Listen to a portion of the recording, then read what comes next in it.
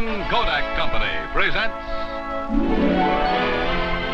Screen Directors Playhouse, bringing you each week an outstanding original screenplay, chosen and directed by one of the country's foremost motion picture directors. Tonight, Screen Directors Playhouse welcomes Mr. Allan Dwan, director of Sands of Iwo Jima, starring John Wayne. For this evening, Mr. Dwan brings us a warmly human story about a minister and a tramp entitled It's Always Sunday. Our stars are Dennis O'Keefe, Sheldon Leonard, and Fay Wray. Screen Directors Playhouse is brought to you on film by the men and women of Eastman Kodak and Kodak dealers everywhere.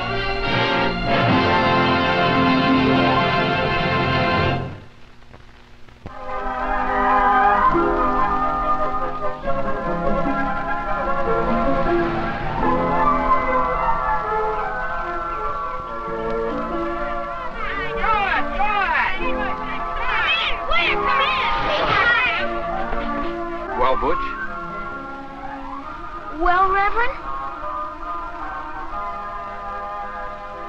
All right, I was out. How am I doing, Dad? Oh, fine, Danny, fine. You just keep working on that inside pitch. It's a beauty. That's the one I threw to you, right close to your chest. And you clobbered it. That's because I'm nearsighted. You know that. Go on, beat it. Remember, Reverend Parker, you promised to umpire the game today at 5 o'clock. Okay, Mitch, I'll be there.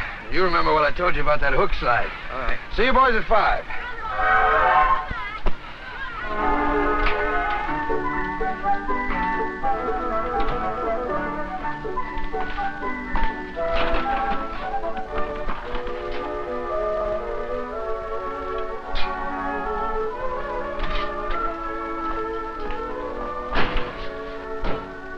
Well, what happened to you? Did you have an accident?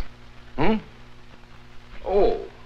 No. I was just teaching the kids how to hook slide. Tough game. Looks like the Moths won.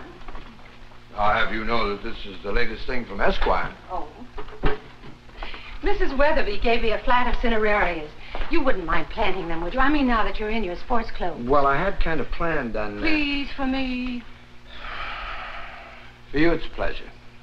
Better do it right away before they dry out. All right. Then don't forget to work on next Sunday's sermon. Oh, and speaking of sermons, and I quote, "Let not thy right hand know what thy left hand doeth."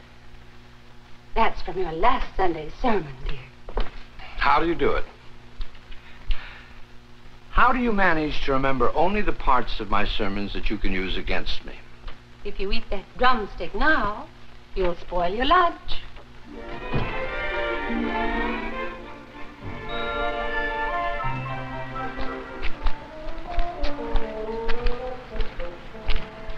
This is the place. Get a load of the name on the mailbox. Reed Chase E. Reverend Charles E. Parker. Oh, the Reverend Charles E. Parker. That's the hobo's friend. Yeah. Hey. Looks like some hobo beat us to it. Yeah. Hey, Philadelphia Jack said this was a soft touch for us hobos. That boy is working. What's the idea? I am going to do a little personal research into the case of the Reverend Charles E. Parker. That's great. I'll research with you. Hey, what do you mind research with me? Why? They already got one moocher on their hands. Well, they may stand for 2, but they certainly ain't going to hold still for 3. Tell you what I'll do, I'll toss it for you. Got a coin? Are you dreaming? Yeah, but I got a bottle top I always use for occasions like this. Just as good. Give me. All right, the cork side is tails, and the side with the commercial on it, that's heads. All right, you call it. Tails. Heads, you know this. Yeah. Hey, George. What? If it's a sandwich, remember I'll make lots of mustard. Lots of mustard. You got it. Lots of mustard.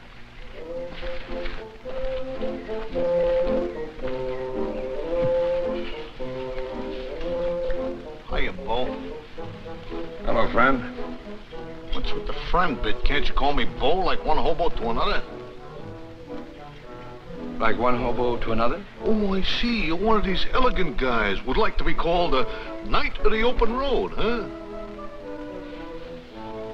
Oh, no, it isn't that. You see, as a matter of fact, I Need some help with this digging? Oh, I could use some. Okay, I'll dig the holes and you put the daisies in it, huh? Ordinarily, understand, I wouldn't be caught doing this menial labor, but I think it'll look better in case the sucker happens to be watching. The sucker? Yeah, the Holy Joe. Is he home? Yeah, he's here. I just got into town, but I hear that he is a real easy mark. Now, where did you hear that? A friend of mine, Philadelphia Jack, he's another hobo. He left a message on a signboard down by the railroad tracks. Says this is the softest touch since the WPA. Well, it was very nice of him. By the way, what's he like? Oh, he's quite a bit like me. Oh, you mean he don't like to work neither, huh? That's not just exactly what I meant. What I meant was that he looks quite a bit like me. Any preacher who looks quite a bit like you could set religion back 100 years. I've been told that before. Well, don't go around making remarks like that, claiming no resemblance. What do you want, the kids to grow up like heathens?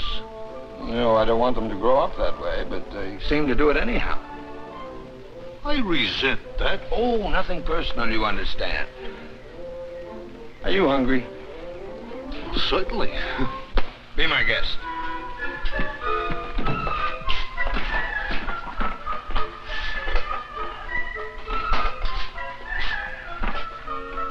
Yeah, I sure admire the way you help yourself. With the Lord's help. Yeah, sure.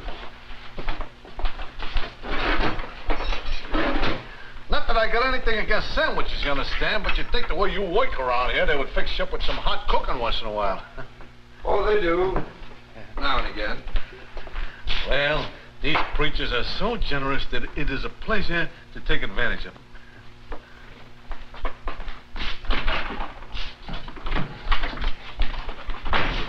Gee, Dad, sandwiches. Wait just a minute, Danny. Those aren't for you.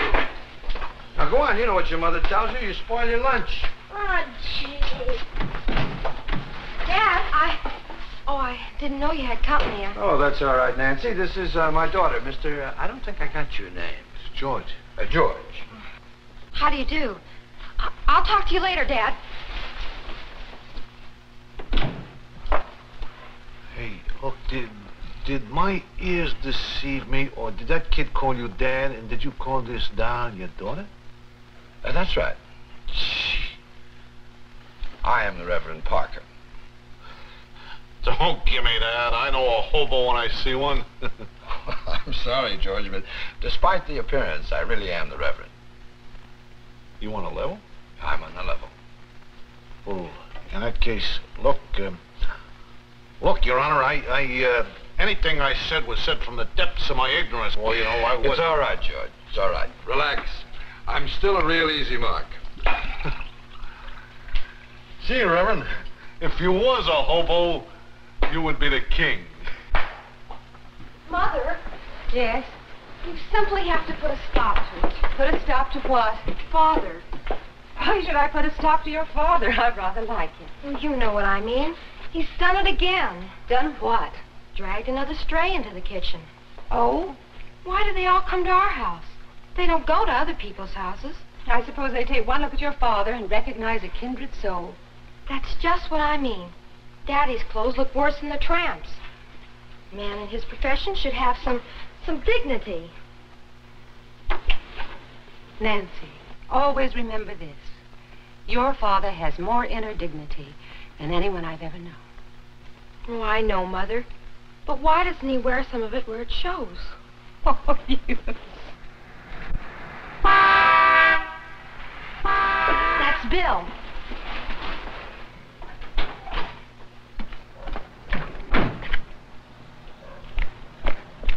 Look, I don't get this Sky Pilot bit. Look, I don't do nothing, and yet I'm wearing better clothes than you are. You're also eating my food. Well, that's what I mean. You see, you work hard, and you still got holes in your shoes. What's the point? Well, some people sell automobiles, some people sell real estate, some sell insurance. Oh, this I dig. You mean you got a racket going for you on the side? Well, that's not just exactly what I meant, George. You see, I just do my best to sell man's trust in his fellow man. Well, there ought to be a big market for this, and I kind of hardly nobody's got any. What makes you say that, George? Well, I'll tell you a little story. See, I used to have a friend who owned a bar, and he had a bartender working for him, and every time my friend's back was turned, this bartender used to play Yankee Doodle on a damper. Well, my friend can't take the rap for this. George. What? Would you mind putting that into plain English? Oh, Yankee Doodle on a damper. That means that he used to keep his hands in a till, help himself, see? Oh. Well, finally my friend went broke. Oh, what's the moral? The moral is, don't trust nobody. See, I ought to know. I was the bartender. Things finally got so bad I had to quit working. See, I couldn't even trust myself.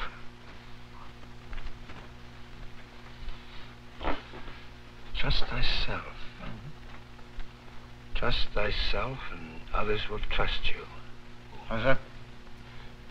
Well, that's very good, George. Thanks. Thanks a lot. Thanks for what? Well, that's the thought that I was lacking in my sermon for tomorrow. You wait right here. I'll be back.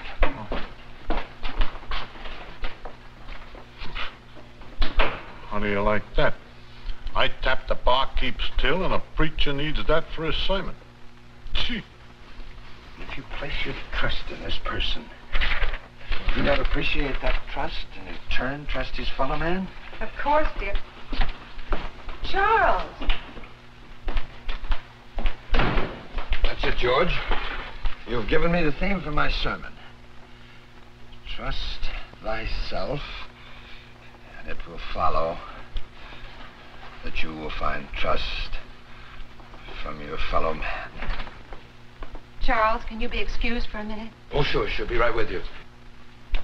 You just make yourself at home. Yeah.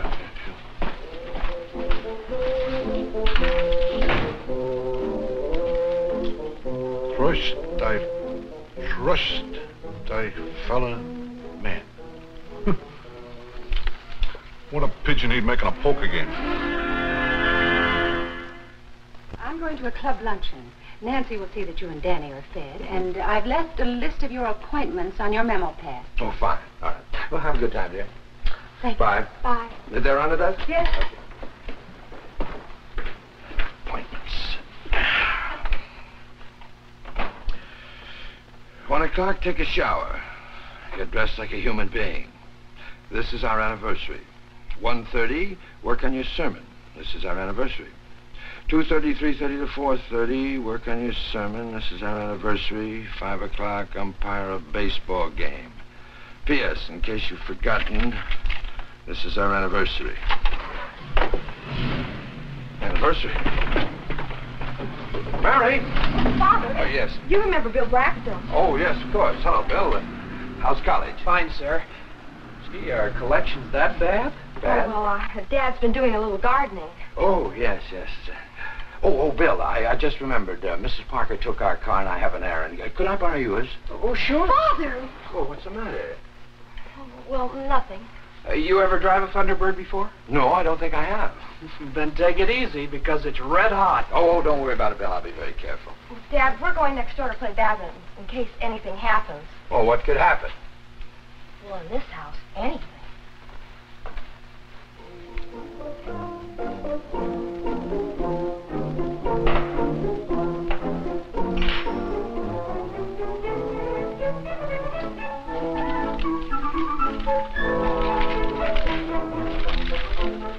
Roses it is.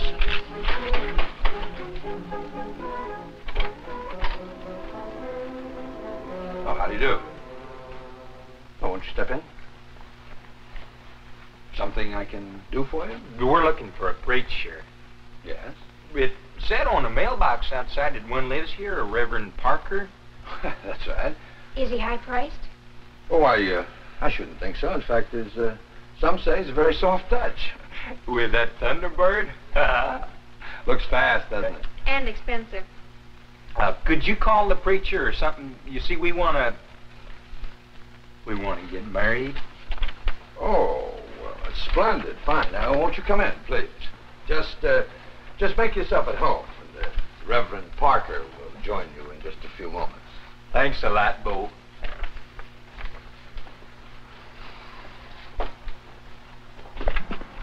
George. Hey, look, Reverend, I can George, explain everything. I wasn't going to do Explain what? Well, about the grub, the chow. You see, Chow? Oh, forget it, George, forget it. I asked you to be my guest, didn't I? What a host. George, can you drive a car? Well, I can drive it, but I don't think it'll run. Well, it's brand new. Brand... You mean this new Thunderbird? Yes, that's right. Would you do me a favor, George? Well, it depends. I want to get my wife some flowers, but, well, I have to perform a marriage ceremony. There's a little florist shop on the other side of Wait, town. hold it. You mean you would trust me with $10 and a new car? Of course. Learn to trust thyself, and it follows that you will find trust in your fellow man. Eh? You remembered it. Give me the $10. Hey, look, Reverend, I recommend you find a new line of business, because a guy like you're liable to run into some dishonest people.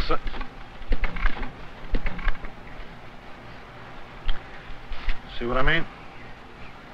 Yes, I see what you mean. Now, you be sure and tell the lady in the florist shop that I want long stem roses. You're still going to trust me with the money in the car, huh? Why not, George? Look, Reverend, I think you ought to look for a new line of business. No, on second thought, I think you ought to go out of business altogether, because a guy like you are bound to get clipped. Here's the keys, George. Place the ring on her finger and repeat after me. Receive this ring Receive this ring as a token of wedded love and troth. as a token of wedded love and troth. Join your right hands. I now pronounce you man and wife, in the name of God, the Son, and the Holy Spirit. Amen. Congratulations. Best wishes. Thank you. Gee, I'm sure glad that's over with. Aren't you going to kiss her? Do you think I should, Reverend? Well, if you don't, I'll call the whole thing off. Yes, sir. You call that a kiss? Do you think you could do any better? Stand aside, rookie. Bill! Oh, Bill, I wonder if you and Nancy would mind witnessing the certificate. It's right over there on the desk. Yes, sir. Well, I guess I owe you some money, don't I? Where are you working, Stanley? Well, I'm just sort of in between jobs right now. Well, I'll tell you what, Stan. Let's just put it on a cuff, shall we? You trust me? Why is everybody so astonished when you trust them? Gee, Reverend, thanks. Thanks a lot. Not at all. Thank you. There you are, my dear. Thanks again for everything. You take good care of her now, Stanley. I know you two are going to be very, very happy. Wasn't it romantic? Wasn't it dreamy? Yeah, if you go for that stuff.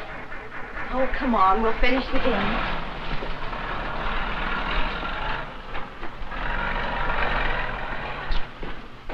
Hey, Reverend, the Thunderbird's gone. On a mission of love and devotion.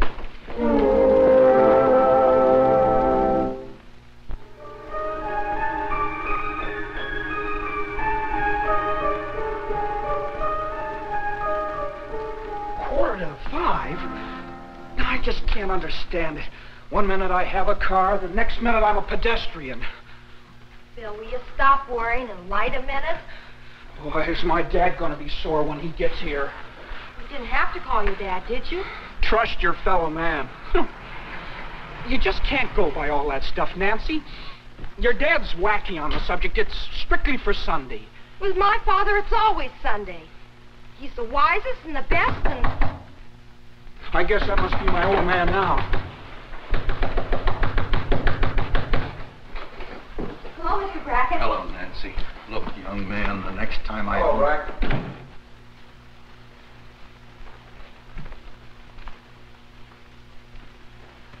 Where's my car? Now, Brack, just take it easy. Your car will be back. I give you my word. Easy not to worry when it's somebody else's property. But suppose it was something of yours. Something you valued, like your best fishing rod. Yeah, the one with the spinning reel. I guess you'd loan that to somebody. No, I not only would, I did. Oh, you did? I guess you're not worried about it. Not a bit. What makes you think you're going to get it back? You let some chiseling muttonhead borrow it, now you're never going to get it back. Oh, I wouldn't say that. I think you'll give it back just as soon as you're through with it. Of course I... All right. All right, I'll bring it back tomorrow. But what does that prove? Well, it proves you can trust your fellow man. Trust? Bah. That's a peculiar statement for you to make, Brack, being the head of a trust company.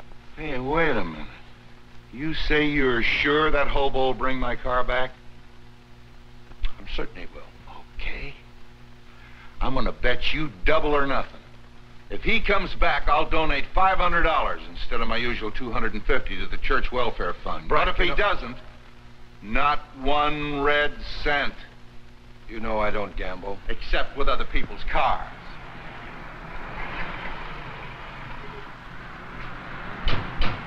All right. If he's not back in half an hour, I'll call the police.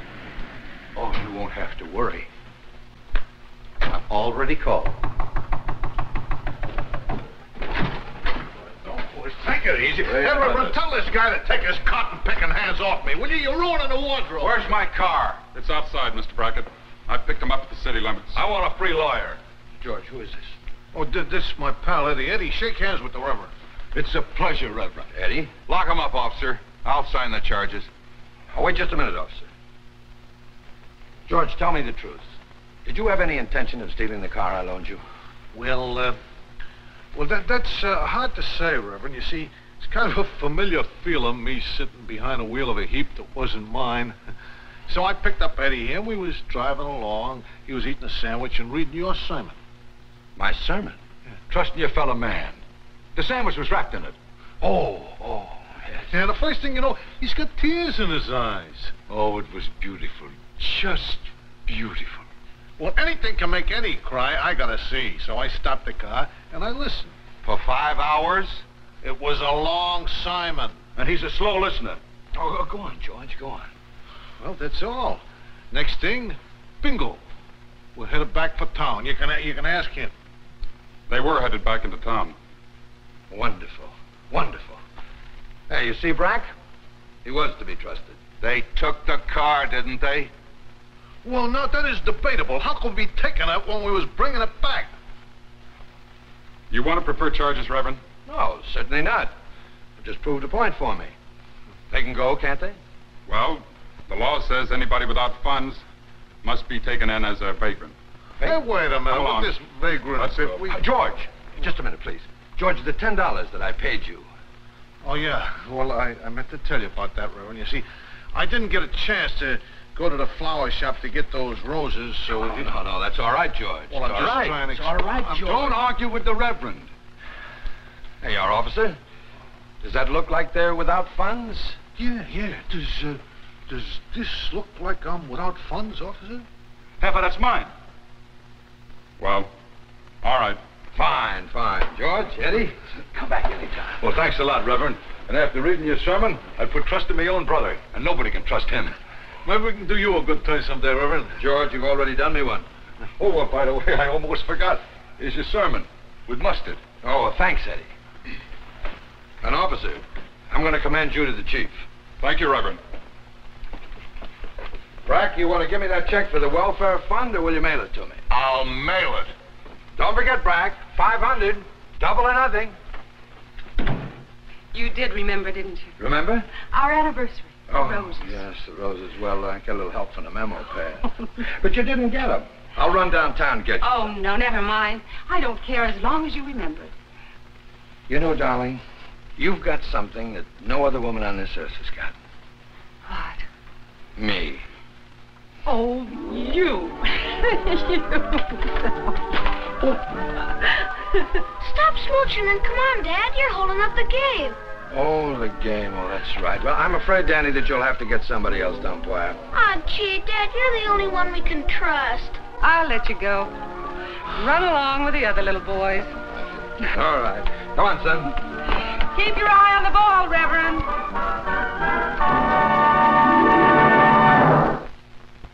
Next week, Screen Directors Playhouse is paid a return visit by Mr. George Wagner, famous for his direction of Hollywood adventure films such as The Gunfighters, and The Fighting Kentuckian, which starred John Wayne.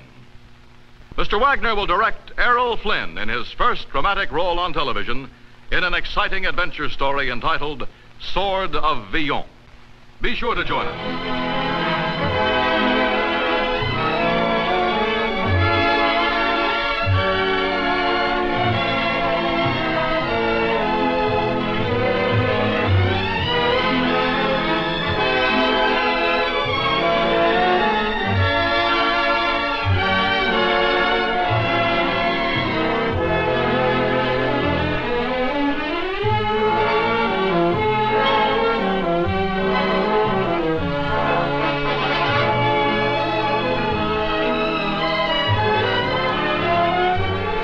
Each week at this time, the Eastman Kodak Company invites you to see an outstanding screenplay. Produced on Eastman Kodak film with all the scope and realism that only modern motion picture techniques make possible. And brought to you on Screen Directors Playhouse, a Hal Roach Studios production.